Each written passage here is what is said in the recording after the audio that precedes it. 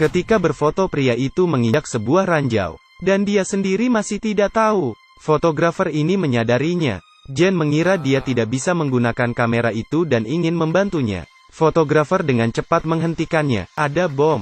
Ketiganya tampak bingung. David melihat ke bawah dan menemukan Sam menginjak sesuatu. Memintanya untuk tidak bergerak. Kemudian David jongkok, perlahan menyapu pasir di tanah. Ternyata itu adalah ranjau darat. Fotografer takut melukai dirinya sendiri, menggunakan alasan mencari bantuan orang. Jen menangis tidak tahu harus berbuat apa. Sam yang menginjak ranjau itu lebih tidak tahu harus berbuat apa. Namun David sangat tenang. Dia mengambil ponsel, mencari signal untuk mencari bantuan. Jen mengira bantuan akan segera datang. Tapi ketika David turun dia seketika berubah. Ternyata dia yang menaruh ranjau ini. Dan berkata gunung setinggi ini. Tidak akan ada signal di ponsel. Saya mempermainkan kalian. Ternyata David menyadari, Jen dan Sam berselingkuh. Yang satu adalah sahabatnya. Satu lagi adalah kekasihnya. David tidak tahan dengan perselingkuhan mereka. Dia marah dan menjebak mereka di sini. Mengetahui rahasianya terungkap.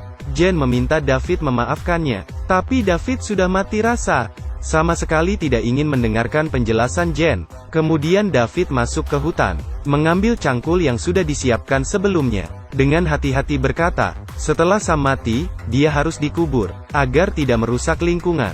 Sam curiga ranjau ini palsu, karena David terus berdiri di sampingnya. Tidak takut kakinya menginjak bom, yang akan meledakkan mereka. Tanpa menunggu Sam selesai bicara, David menarik sebuah rantai besi keluar. Ternyata cinikan ranjau itu belum dilepaskan. Dan sekarang asalkan Sam ceroboh, dia akan dikirim ke surga. Melihat ini, Jen berkata ini salahnya. David berkata saya menganggap kalian orang yang paling saya sayangi. Tapi kalian menyelingkuhiku. Semakin berbicara, David semakin emosi. Langsung melempar rantai besi itu ke dalam hutan. Tanpa ragu dia meninggalkan mereka. Dan Jen memilih tinggal bersama Sam. Segera David dan fotografer bertemu. Ternyata fotografer itu disewa oleh David. Alasannya agar Sam bisa menginjak ranjau yang telah disiapkan. Di sisi lain Jen menemukan rantai itu. Melepas silinder kunci dengan pisau. Perlahan-lahan ingin memasukkannya kembali. Tapi setelah dicoba terus, dia tidak berhasil. Terpaksa Jen menggunakan cangkul, menggali tanah di sampingnya. Setidaknya ketika David melompat, bisa menyelamatkan hidupnya. Dan pemandangan ini kebetulan dilihat oleh pemburu yang lewat. Dia ingin melihat dari balik batu. Tanpa diduga, anjing hitam miliknya langsung menerobos. Jen mengusir anjing itu dengan cangkul. Pemburu menghampiri mereka dengan senjatanya. Pemburu tidak mempercayainya. Sambil memegang pistol, dia meminta Sam berbalik. Melihat Sam tidak patuh, dia langsung menembak. Seketika itu membuat Sam terkejut. Dan dia juga tidak berani bergerak. Kemudian pemburu melangkah maju dan memeriksa. Melihat Sam benar menginjak sebuah ranjau. Si pemburu langsung tertawa. Kemudian dia meletakkan ranselnya. Hal ini membuat dia cukup tercengang. Jen ingin memintanya membantunya menggali lubang.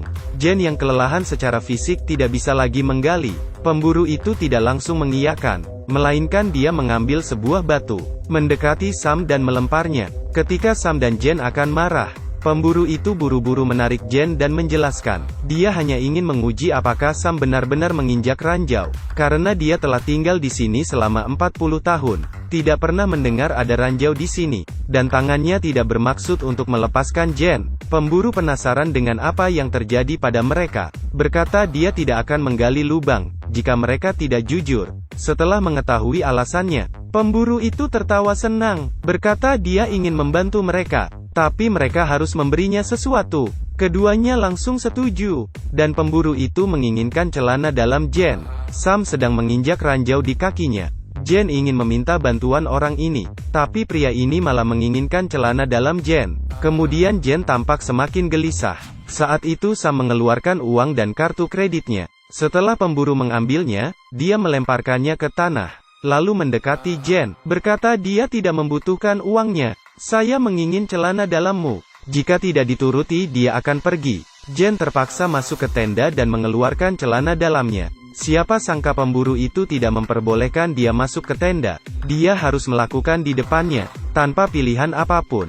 Jen terpaksa melepaskan celana dalamnya. Setelah pemburu mengambilnya, Barulah dia semangat, mengambil cangkul bersiap menggali lubang. Tapi baru menggali beberapa saat, walkie-talkie di tas pemburu berdering. Mendengar itu, Jen bergegas. Ingin meminjam alat itu pada si pemburu. Meminta orang di bawah gunung membantu memanggilkan polisi. Maka mereka bisa diselamatkan. Pemburu berkata jika dia ingin menggunakannya, mereka harus menuruti satu permintaannya. Setelah dia selesai berbicara, dia melemparkan celana itu, meminta Jen merangkak dan mengambilnya dengan mulut.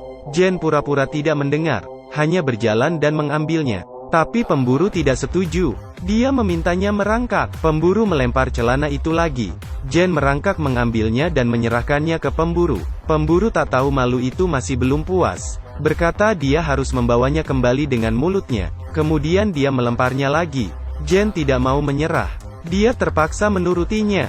Dia bahkan digertak oleh anjing hitam itu. Pemburu memuji anjingnya. Setelah beberapa kali melempar, Jen akhirnya mendapatkan walkie-talkie. Namun orang itu tidak bisa berbahasa Inggris. Setelah mendapatkan pelecehan, ini hasil yang dia terima. Terpaksa dia meminta pemburu menerjemahkan ucapannya. Dan pemburu itu berkata untuk menerjemahkan sebuah kalimat.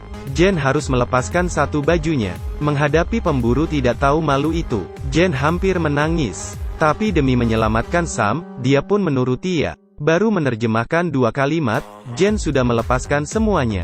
Dan pemburu itu licik. Menerjemahkan kalimat yang tidak benar.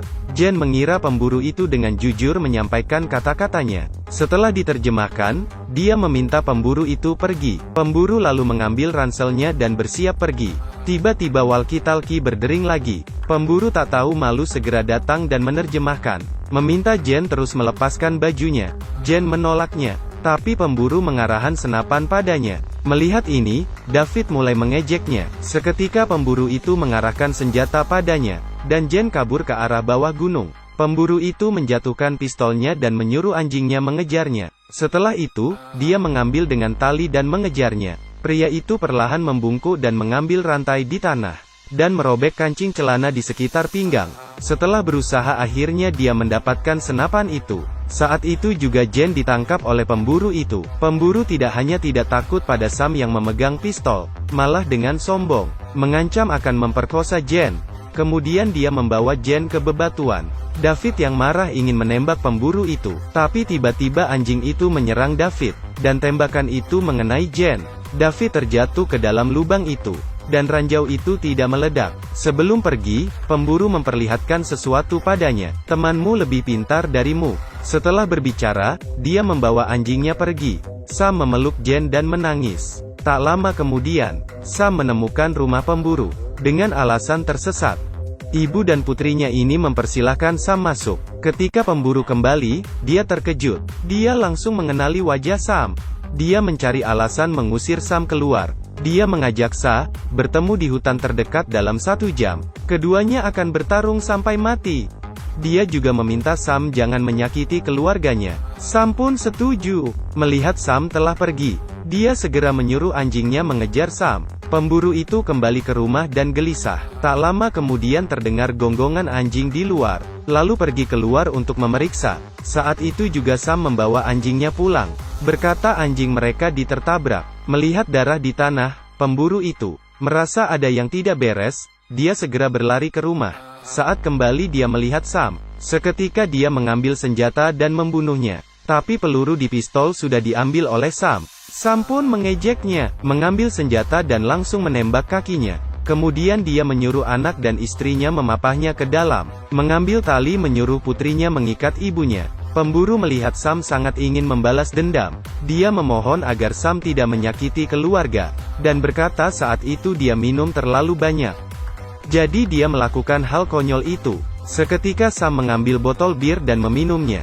Juga meminta istri dan putrinya meminumnya. Kemudian menuangkan bir di kaki pemburu. Berkata saat ini kita semua mabuk. Permainan bisa dimulai. Dia menarik putri pemburu itu, dan memintanya melepaskan celana dalamnya di depan mereka. Lalu memintanya merangkak mengambilnya kembali dengan mulut. Dia mengulang kembali penderitaan yang pernah dialami Jen. Kemudian dia memasukkan celana itu di mulut pemburu. Ibu dan anak itu ketakutan dan menangis. Namun Sam belum puas. Dia memainkan permainan lagi. Memasukkan satu peluru di dalam pistol. lalu mengarahkan pistol ke putrinya. Jika kosong, dia harus melepaskan satu bajunya. Jika pistol tidak berbunyi setelah melepas game selesai. Mendengar ini, pemburu berbaring di tanah dan memohon padanya, membuat Sam semakin semangat bermain. Tapi dia tidak menyangka, tembakan ketiga membunuh putri pemburu itu. Seketika Sam terkejut. Dia melihat gadis itu terbaring di tanah. Perlahan dia jongkok dan meringkuk di sudut. Melihat patung Bunda Maria di atas meja, dia tampak linglung. Film berakhir di sini. Ketika orang lain susah, jangan pernah menertawakan kemalangan orang. Selalu ingat sebuah kata, karma itu pasti datang.